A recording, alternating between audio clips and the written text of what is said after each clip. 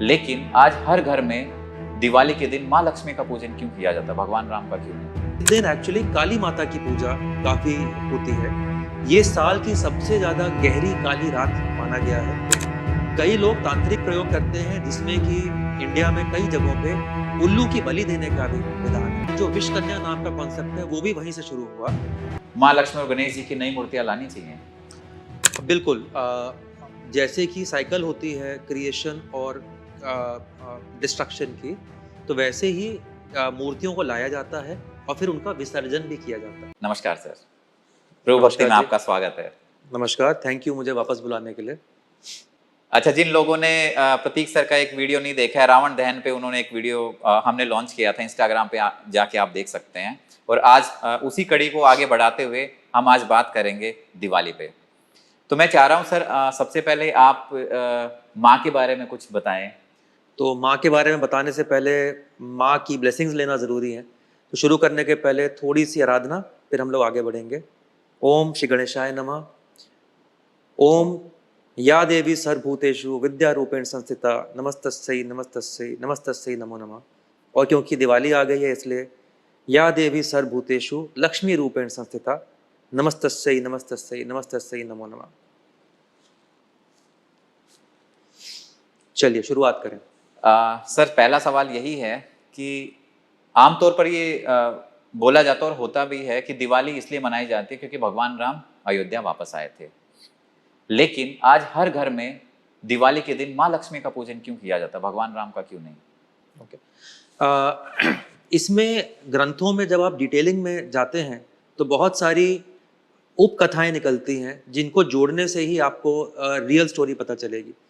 पहली बात तो ये कि आपको पता ही होगा कि दिवाली को काल रात्रि या कालिका रात्रि भी कहते हैं। बंगाल की तरफ बढ़े तो उसको श्यामा रात्रि या महानिशि रात्रि भी कहा जाता है। इस दिन एक्चुअली काली माता की पूजा काफ़ी होती है। ये साल की सबसे ज़्यादा गहरी काली रात माना गया है, darkest night of the year.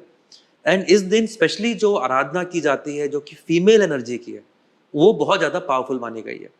अब मेल एनर्जी के लिए मैं रेफरेंस के लिए दे दूं कि महाशिवरात्रि और कृष्ण जन्माष्टमी जो है उनको मेल एनर्जी की उपासना के लिए ज़्यादा पावरफुल माना गया है। जो ये काल रात्रि है और जो अप्रैल में नवरात्रि आती है उसमें जब अमावस आती है उसको फीमेल डेटी की एनर्जी के लिए बहुत पावरफुल माना गया है। अब आप महालक्ष्मी की जो पूजा कर रहे हैं वो इसलिए कर रहे हैं क्योंकि महाकाली जो है उन्हीं का रूप को जब भिन्न भिन्न लेकर लिया जाए तो बनती है महादुर्गा, महालक्ष्मी, महासरस्वती। इसीलिए एक्चुअली ये वो रात्रि है जिस दिन महाकाली की और काल भैरव की दोनों की उपासना करने का बहुत उपक्रम माना गया है। इनफैक्ट अगर आप बंगाल जाएं तो वहाँ काली घाट में, दक्षिणेश्वर मंदिर में, वाराणसी में एक शव शिवा मंदिर है, उज्जैन का जो काल भैरव मंदिर है वहाँ भी काल की और कालिका माता की पूजा काफी ज्यादा की जाती है। तो इस रात्रि को इसके लिए बहुत पावरफुल माना गया है। तो लेकिन फिर भी तो अब बेसिकली पॉइंट बीइंग देन कि महालक्ष्मी जो महाकाली की उपक्रम है, तो जो हमारे हिंदुइज्म में कोडेड और छुपा दिया गया है वो ये है कि सबको ये पता है कि महालक्ष्मी की उपासना की जाती है, लेकिन जो चीजें उभर के बाहर नहीं आ रही या ये कहिए कि अभी रिसेंटली उभर के बाहर आना शुरू हुई हैं, महालक्ष्मी के साथ में महाकाली की उपासना करना जरूरी है। उसके बिना आपकी उपासना जो है संपूर्ण नहीं है, कंप्लीट नहीं है। तो आपको इस रात्रि के दिन जो कि दिवाली है, काल रात्रि जिसे कहा गया, उस दिन आप महालक्ष्मी की पूजा करेंगे, महागोपाल की पूजा करेंगे जिसके बारे में थोड़ी देर में बताऊंगा, कुबेर यक्ष की पूजा करेंगे, धंधा यक्षिणी की पूजा करेंगे और फिर महाकाली की पूजा करेंगे। ये 5 पूजाएं जब साथ में की जाएंगी तभी कंप्लीशन हो पाएगा। पांचों के बारे में संक्षेप में बात करेंगे इसके बाद। मगर ये पांचों की जाती हैं, जो पॉपुलरली सबको पता है वो सिर्फ महालक्ष्मी के बारे में पता है और गणेश जी के बारे में पता है थोड़ा बहुत, उसके आगे किसी को पता ही नहीं है। और ये वो नॉलेज है जो लोगों तक पहुंचाने की जरूरत है। सर, जैसे आपको ये लगता है और हमने ये देखा है कि दिवाली पे जितनी पॉजिटिविटी होती है उतनी ज्यादा नेगेटिविटी भी होती है। जी जी। तो उसके पीछे का रीजन क्या है? जैसा कि मैंने कहा, काल रात्रि जो है वर्ष की सबसे ज्यादा काली और घोर रात्रि है। तो क्योंकि वो साल की सबसे ज्यादा घोर रात्रि है इसलिए नेगेटिव एनर्जीज उस दिन ज्यादा पावरफुल हो भी सकती हैं। लेकिन उन्हीं नेगेटिव एनर्जीज को नेगेट करने के लिए आप उस पूजा में बैठते हैं जिसमें, क्योंकि एनर्जी बहुत ज्यादा पावरफुल है, तो इंजीनियरिंग टर्म्स में अगर कहूँ तो एम्पलीफिकेशन बहुत ज्यादा होता है। उस दिन करी हुई साधना का 100 जाप भी 100 गुना ज्यादा, मतलब 10,000 माना जाता है। इसीलिए साल के बाकी दिन आप कोई उपासना करें ना करें, इस दिन जरूर महालक्ष्मी की, महाकाली की, कुबेर यक्ष की, धंधा यक्षिणी जो कि कुबेर की वाइफ हुई, एंड महाकाली की पूजा जरूर की जाती है। एंड ये कहा जाता है कि इस दिन आप जो भी उपासना करें आपको उसका 100 गुना फल मिलेगा। तो ये एक नॉर्मल जो गृहस्थ जीवन जीता है जी, वो भी कर सकता है? बिल्कुल कर सकता है।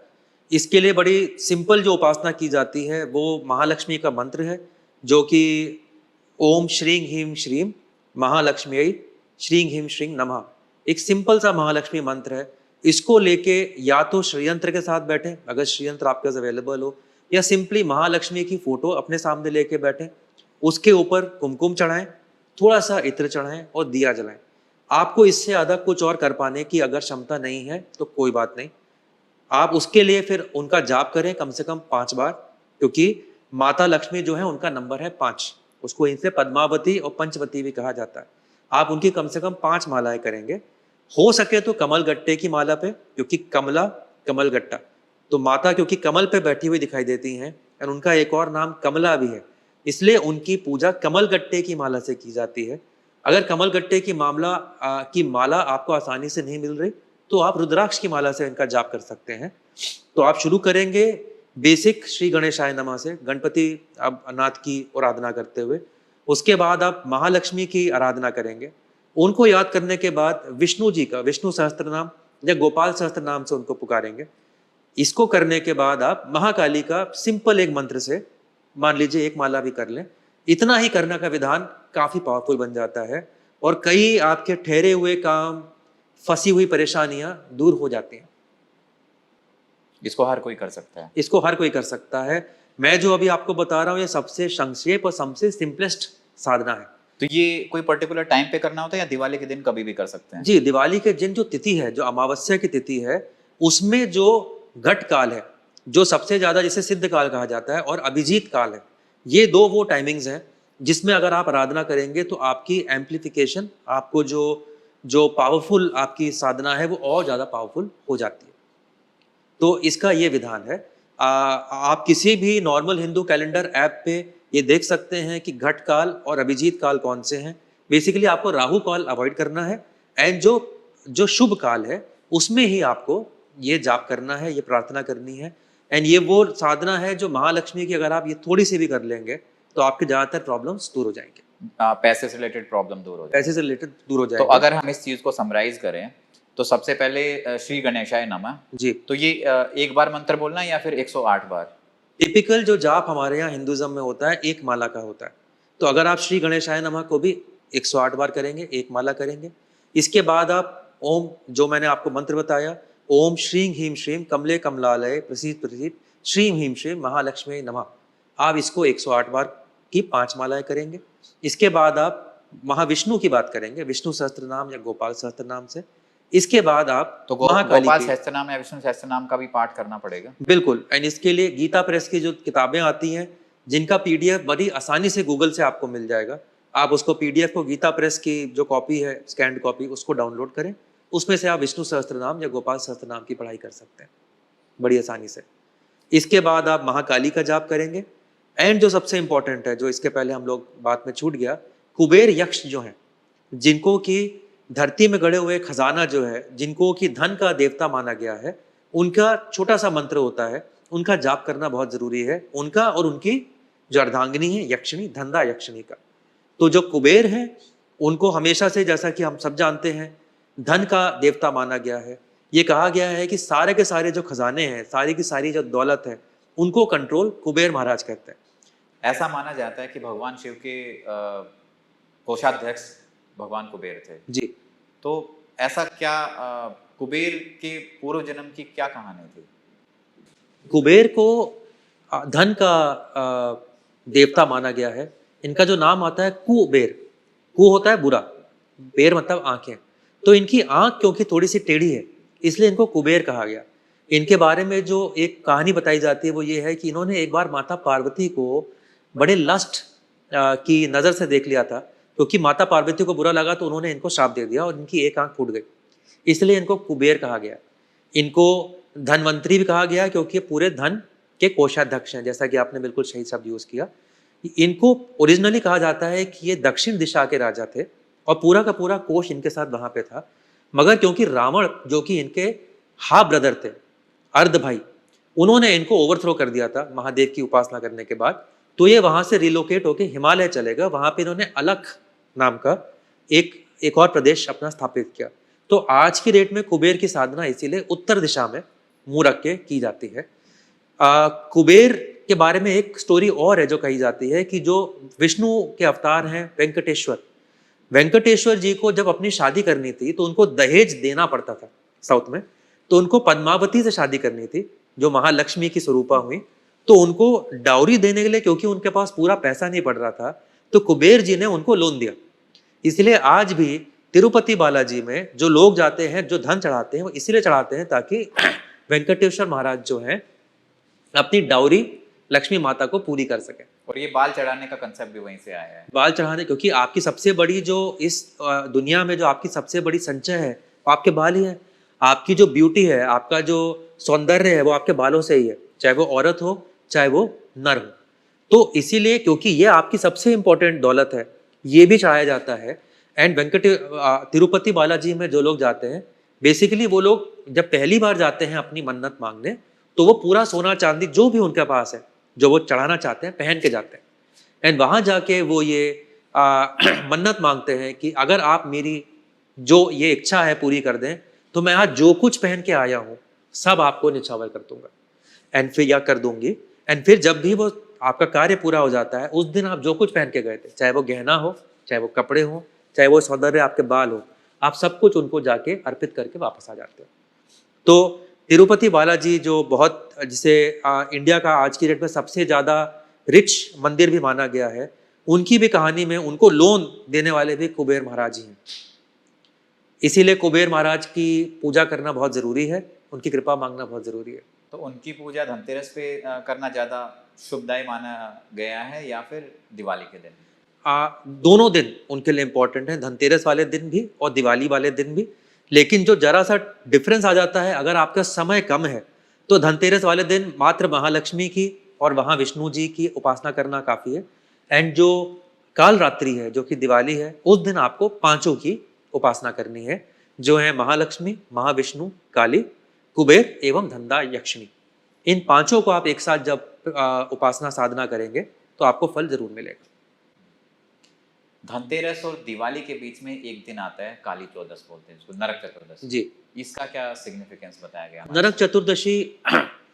नरक चतुर्दशी के बारे में जो एक ही थ्योरी है, नरक चतुर्दशी के बारे में एक ही स्टोरी है जो मुझे पता है, वो है कृष्ण भगवान के बारे में, कि कृष्ण जी ने उस दिन जो उनके चाचा हैं जिनका नाम था नरकासुर, उनका वध किया था। एंड इसीलिए इसको नरक चतुर्दशी भी कहा जाता है, क्योंकि वो तिथि चतुर्दशी की थी। एंड अगर आप मथुरा की तरफ जाएं तो दिवाली से ज्यादा सेलिब्रेशन वहाँ नरक चतुर्दशी का होता है, क्योंकि कृष्ण भगवान ने नरकासुर का वध किया था। और एक होता है यम का दिया जलाते हैं जी, उसका क्या सिग्निफिकेंस है? काल रात्रि, काल मतलब मृत्यु, और काल के देवता जो हैं यम, तो इसीलिए ऐसा कहा जाता है कई जगहों पे कि यम की ब्लेसिंग्स प्राप्त करने के लिए एक यम के नाम का दिया जलाया जाता है। मगर मैं इसके पहले भी एक कदम आगे आ जाऊंगा और बोलूंगा कि अगर आप काली की और काल भैरव की उपासना कर रहे हैं तो आपको काल से डरने की जरूरत है ही नहीं। ऐसा बोलते हैं कि मृत्यु तो निश्चित है, तो जो लोग साधक हैं, जो लोग साधना करते हैं, जिनके ऊपर साक्षात माँ काली और काल भैरव का आशीर्वाद है, वो क्या मृत्यु को टाल सकते हैं? आप जो उपासना कर रहे हैं और आप महाकाली या काल भैरव या किसी भी महाविद्या की साधना कर रहे हैं और उन तक पहुंचना चाहते हैं, जरूरी नहीं है कि आपका एक जन्म में आप ये साधना पूरी कर सकें। आपके ग्रहों पे, आपके पुराने जन्म के कर्मों पे, आपके इस जन्म के कर्मों पे बहुत सारी चीजें निर्भर होती हैं। लेकिन एक कहावत है कि जैसी मति वैसी गति। आपकी मृत्यु के समय आपका जैसा भी आपके दिमाग में वो आखिरी जो सोच या आखिरी विचार जो आएगा, वही आपकी अगली जन्म को इस्टेब्लिश करने वाला है, डिफाइन करने वाला है। तो अगर आप साधना में पूरी तरह से जुड़े हुए हैं तो एंड अगर किसी भी रीजन से आपकी साधना पूरी ना हो सके तो महाकाली या काल भैरव जिसकी भी आप उपासना कर रहे हैं, ये इंश्योर करेंगे कि आपका अगला जन्म इस तरह से हो कि आप उनकी साधना में और अग्रसर होते जाएं, बढ़ते जाएं। ये प्रश्न का सवाल कि आपके लिए एक जन्म पूरा पड़ने वाला है कि 10 कि सैकड़ों, इसका जवाब किसी के पास नहीं। ये तो आपके कर्मों पे डिपेंड करता है। मगर आपको एंड में आपकी मृत्यु आसानी से हो जाए और आपका अगला जन्म ऐसा आपको मिल जाए कि आप अपनी साधना के पथ पे अग्रसर ही रहें, ये जरूर किया जा सकता है अगर उस अंतिम क्षण में आपके दिमाग में माँ का नाम या भैरव नाथ का नाम ही हो। इसमें एक इंटरेस्टिंग स्टोरी अगर आप देखें तो Tibetan book of the dead की भी होती है, जो बुद्धिज्म में है। Tibetan book of the dead जो है, जिसका पैरेलल हमारे इंडिया में गरुड़ पुराण भी है, उसमें मृत्यु से लेके अगले जन्म के बीच की 14 फेजेस बताई गई हैं कि जब आपकी यहाँ मृत्यु होती है तो सबसे पहले क्या होता है, चित्रगुप्त से मिलते हैं, उसके बाद क्या होता है, उसके बाद क्या होता है, और आप अगले जीव बन के अगली प्रेगनेंसी में, अगले गर्भाशय में आप कैसे पहुंचते हैं। बुद्धिज्म में जो Buddhist book of the dead है उसमें इस पूरे का वर्णन किया गया है, जैसे इंडिया में गरुड़ पुराण में किया गया। ऑल्सो तिब्बत में या जो बाकी बुद्धिस्ट मोनेस्ट्रीज हैं, वहाँ पे जो सीनियर मॉन्क्स हैं, जब उनकी मृत्यु हो रही होती है, वो मृत्यु के पहले ध्यान में जाके ये बता देते हैं कि मैं इतने दिनों बाद उस गांव में, इस घर में, इस शेप में पैदा होऊंगा, मेरे शरीर पे ये निशान होगा, मुझे पहचान लेना और मुझे मोनेस्ट्री ले आना। एंड आपको जान के अचंभा होगा कि आज भी हिमाचल में, तिब्बत में, नेपाल में जो मोनेस्ट्रीज हैं, वहाँ के मॉन्क की जब मृत्यु होती है तो वो जो बच्चा है या जहाँ भी वो जन्म लेते हैं उनको वो ढूंढ के वो लोग ले आते हैं। एंड इसी बेसिस पे वो जो Tibetan book of the dead है, जिसका कुछ और बुद्धिस्ट टिबेटन वर्ड्स में नाम होगा लेकिन अंग्रेजी में यही कहा जाता है, उसका वर्णन आता है। क्योंकि उन्होंने साइंटिफिकली स्टडी किया है हर बार, क्योंकि जब बच्चा पैदा होता है तो उसको याद होता है पहले 2-3 साल की उसके पहले साइकिल्स में, फेजेस में क्या हुआ, तो उसकी हिप्नोसिस करके या उससे प्रश्न उत्तर करके ये सारी किताबें लिखी गई हैं, जो आज भी हमारे पास अवेलेबल है, हमको बस पता नहीं। सो सर, जैसे आपने बताया कि ध्यान लगा के जी, तो ऐसी जो विद्या है वो तो सबके पास नहीं होगी, उसके लिए तो सैकड़ों साल तप करना पड़ेगा, मतलब कई साल तप करना पड़ेगा कि मृत्यु से पहले वो बता देंगे कि मेरा पुनर्जन्म कहाँ होगा। जी, ये भी लिखा होता है। जी, जी। तो अगर आपने अपने जीवन में एनफ साधना की है तो ऐसा बिल्कुल पॉसिबल है कि आपके अंतिम क्षण में आप ये बता सकें कि मेरा पुनर्जन्म वहाँ हो रहा है या मेरा इस बार मोक्ष है। दोनों पॉसिबिलिटी है, आपकी साधना पे डिपेंड करता है कि आपके क्या होने वाला है। तो जिस व्यक्ति को मोक्ष की प्राप्ति होती है जी, उसको फिर कभी आगे कई हजार साल तक उसका कभी जन्म होता ही नहीं है। बिल्कुल, जिसको मोक्ष की प्राप्ति होती है वो उस सिंगल एंटिटी जिसको हम लोग आद्या भी कहते हैं, वहाँ जाके विसर्जित हो जाता है एंड उसी एनर्जी में लुप्त होके कंप्लीट हो जाता है। तब तक वहीं पे रहता है जब तक उसकी फिर से इच्छा जागृत ना हो कि मैं धरती पे या किसी और ग्रह पे जाके फिर से सारे एक्सपीरियंसेस लेना चाहता हूँ। जब या फिर उसका कोई इनकम्प्लीट काम रह गया हो जिसके लिए वो बोले कि मेरा ये कर्म पूरा नहीं रह गया है, मैं वापस जाके इसको कंप्लीट करना चाहता हूँ। ऐसे केस में जब वो ये इच्छा व्यक्त करता है तो महाविद्या तो महान है, वो उसको फिर वो जन्म देती है कि जा तू अपना ये इच्छा भी पूरी कर ले। आपको ऐसा लगता है कि जो इस जन्म में हमसे लोग जुड़े हुए हैं वो कहीं ना कहीं पिछले जन्म में भी हमारे साथ थे? बिल्कुल, ये फैक्ट है कि जो आत्माएं हैं, जो सोल्स हैं, ग्रुप्स में आगे बढ़ती हैं। ज़रूरी नहीं है कि रिश्ता सेम रहे। ऐसा हो सकता है कि इस जन्म में जो आपकी पत्नी है वो पिछली बार आपकी बहन रही हो या बेटी रही हो या माता रही हो। ओके, मगर क्योंकि ये जो सोल्स हैं इनका आपस में एक दूसरे से कर्जा है, जिसको ऋण बंधन भी कहा जाता है, एक दूसरे से ऋण है, एक दूसरे के साथ सीखना है इनको, तो ये साथ साथ चलते हैं। अब आप ये सवाल जरूर पूछ सकते हैं कि ऐसा कैसे कि इस बार मेरी बेटी है, पिछली बार माँ थी। तो वहां पे जो पॉइंट आता है, हमारे ग्रह पे जो समय है, जो काल है, वो जिस रेट पे चल रहा है वो उस ग्रह पे अलग रेट पे चलता है, जैसे वो इंसेप्शन मूवी में भी था। तो ऐसा कहा जाता है कि हमारे पूर्व, हमारे जो पितृ हैं, जो यहाँ से इस लोक से जा चुके हैं, वो जिस पितृ लोक में जाके बैठे हैं, वहां का एक दिन हमारे 1 साल के बराबर है। इसीलिए साल में एक ही दिन आता है जिस दिन हम लोग पितृदोष के निवारण के लिए भी पूजा पाठ करते हैं। तो वहां का एक दिन, यहाँ का 1 साल।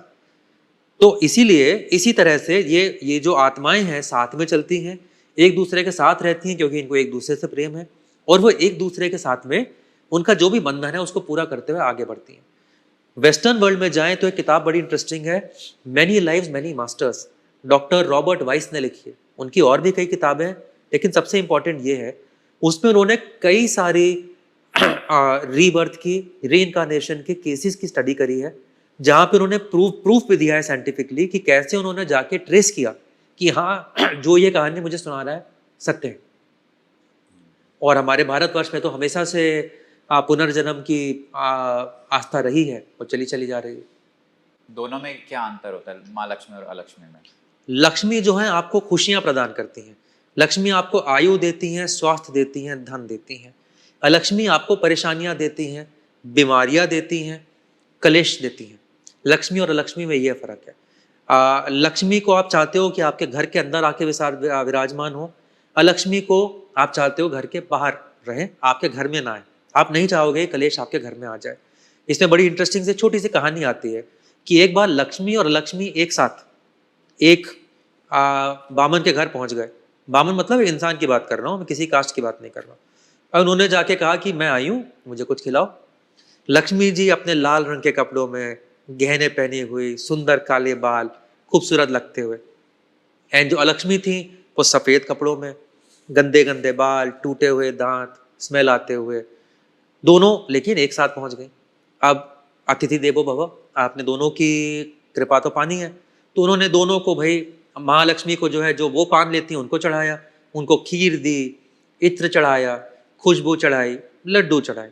एंड जो अलक्ष्मी हैं वो नेगेटिव चीज़ें एक्सेप्ट करती हैं, उनको उन्होंने नींबू दिए, मिर्च चढ़ाई, प्याज चढ़ाया, लहसुन चढ़ाया, मांस चढ़ाया। अब जब दोनों का तृप्त हो गई तो दोनों ने एक साथ ही पूछ लिया कि अब ये बता तुझे हमसे क्या चाहिए। तो बोलता कि मैं तो समझ नहीं पा रहा हूँ कि मैं तुमसे क्या मांगूं। तो इसका ब्रेक करने के लिए लक्ष्मी जी ने उससे मदद करने के लिए उससे बोला कि अच्छा ये बता कि हम दोनों में से सुंदर कौन है। कंफ्यूजिंग पॉइंट है। अब आप जिसको असुंदर बोल दो वहीं गड़बड़ हो जाएगी। मगर यही उसने अपना दिमाग लगाया, बोला कि लक्ष्मी माता आप मेरे घर के अंदर बहुत सुंदर लग रही हो, जब तक बाहर थी मुझे बुरी लग रही थी। और अलक्ष्मी माता आप मेरे घर के अंदर ना अच्छी नहीं लग रही हो, आप दूर से बड़ी अच्छी लग रही थी। उन्हें दोनों का ही दिल जीत लिया। तो इसीलिए फिर ये कहा जाता है कि लक्ष्मी माता की उपासना घर के अंदर होती है। उनको आप लड्डू चढ़ाते हो, मिठाई चढ़ाते हो, खीर चढ़ाते हो, खुशबू, अगरबत्ती, धूप। एंड जो अलक्ष्मी है उनके लिए घर के बाहर नींबू, हरी मिर्च, आपका धनिया, प्याज, लहसुन, ऐसी जो शार्प चीजें होती है, जो एस्ट्रिंजेंट होता है, वो उनके लिए घर के बाहर रखा जाता है, ताकि दोनों ही अपने अपने पोजीशन में खुश रहें और आपके ऊपर कृपा रहे।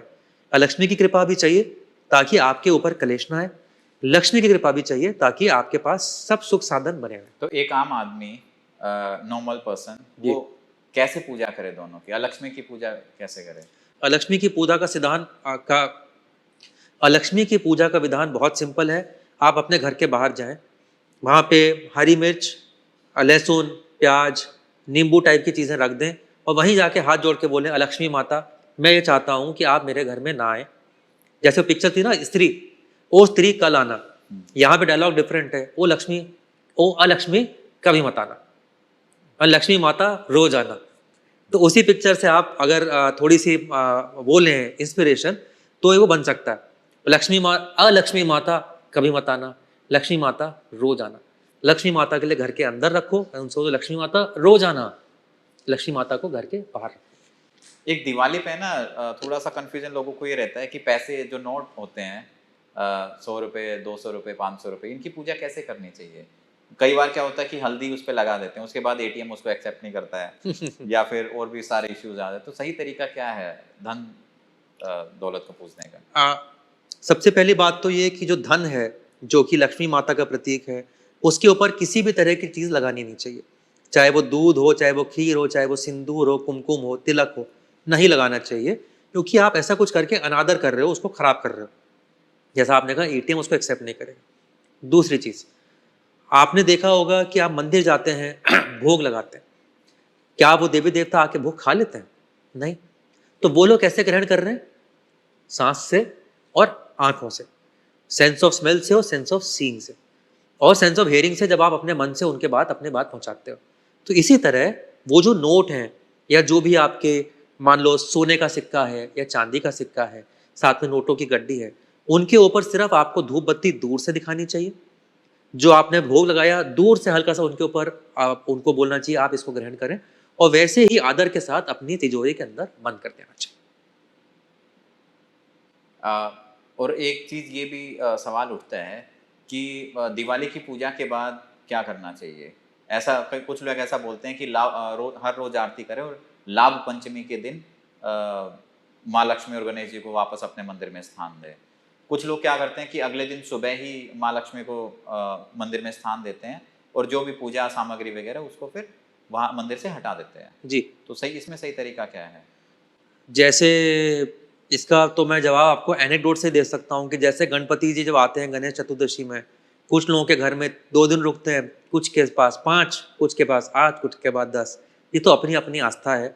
आप अपने जीवन व्यापन के बीच में जितना एकोमोडेट कर पाओ उतना बहुत है।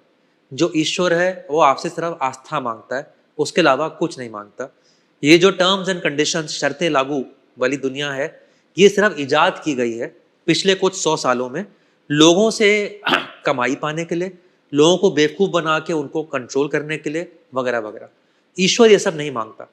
अगर ईश्वर उतना महान है जितना हम उनको बोलते हैं, तो डेफिनेटली वो आपसे कंडीशनल प्रेम नहीं करता, अनकंडीशनल ही करेगा।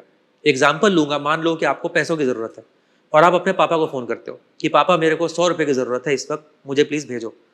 क्या आपके पापा आपसे ये कहेंगे कि तू पहले घर आ, मेरे चरण धो, उसके बाद तिलक लगा, उसके बाद माथा लगा, उसके बाद 100 रुपये दूंगा? या आपके पापा बोलेंगे कोई बात नहीं बेटा मैं अभी भेज रहा हूँ? आपकी आस्था और आपका जो कनेक्शन है ईश्वर से, सबसे इंपॉर्टेंट वो है। ईश्वर आपसे अनकंडीशनल प्रेम करता है।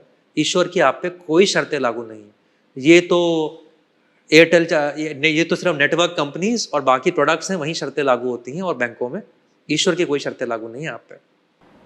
ठीक है, इस पॉडकास्ट को फिर हम यही एंड करते हैं। उम्मीद है दोस्तों आपको हमारा ये पॉडकास्ट अच्छा लगा।